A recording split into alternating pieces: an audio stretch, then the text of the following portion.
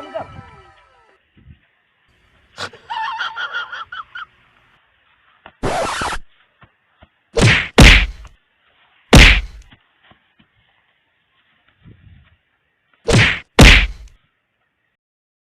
And I'm with the treatment together, kids. Yeah. So we have a challenge. Bottle flip challenge, right? Yes. So challenge that.